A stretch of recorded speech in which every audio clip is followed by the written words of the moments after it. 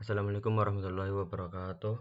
Perkenalkan, nama saya Fahri Putra Pratama dari kelas 4A dengan NIM 23090104. Di video kali ini saya akan menjelaskan mengenai tugas Association Rule Mining. Association Rule Mining sendiri adalah teknik untuk menemukan hubungan atau pola tersembunyi antar item dalam dataset besar. Biasanya dipakai untuk mencari asosiasi antara satu item dengan item yang lain.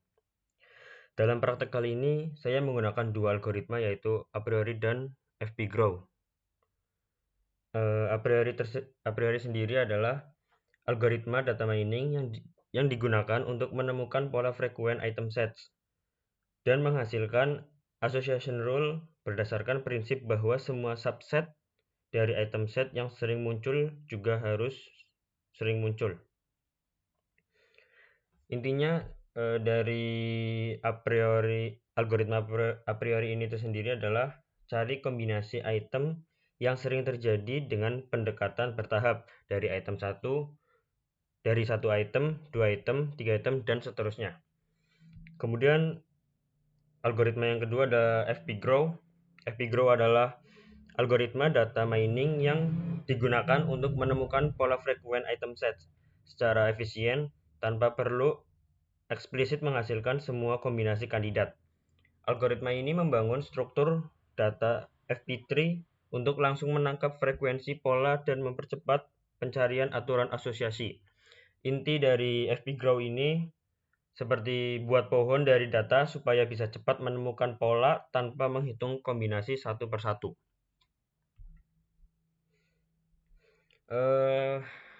Kemudian bagaimana kedua algoritma ini bekerja? A priori bekerja dengan mencari kombinasi item satu persatu dari dataset.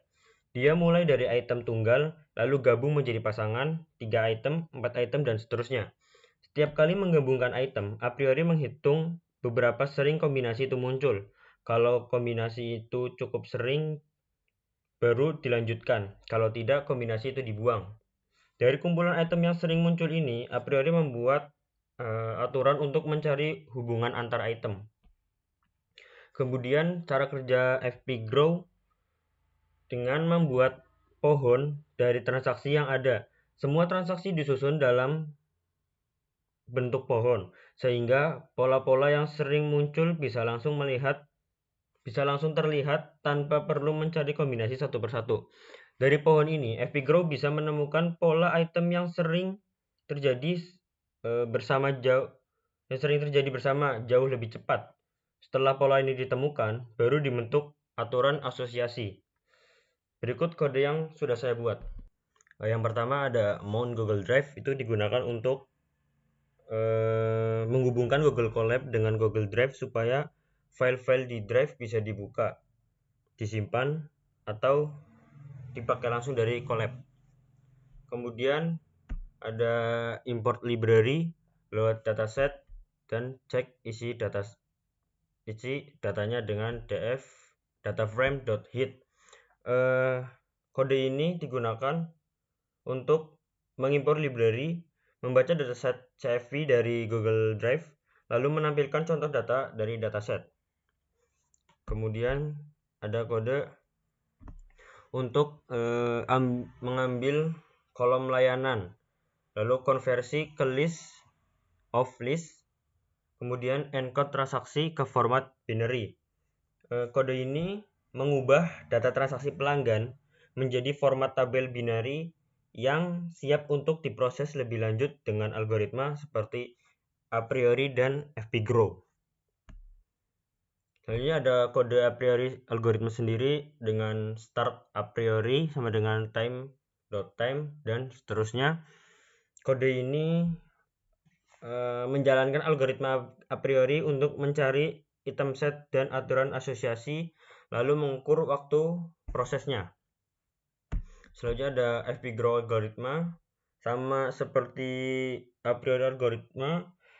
Kode ini menjalankan algoritma FP-Grow untuk mencari item set dan aturan asosiasi, lalu mengukur waktu prosesnya. Kemudian yang terakhir adalah print hasil, rules, waktu komputasi, dan bandingkan siapa yang lebih cepat. Dari output yang dihasilkan,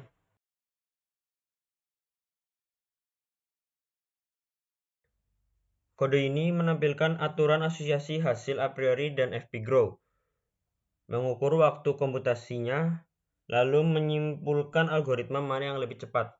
Berdasarkan outputnya, waktu dari algoritma a priori membutuhkan 0,018017 detik, sedangkan fpgrow membutuhkan 0,11115018 detik.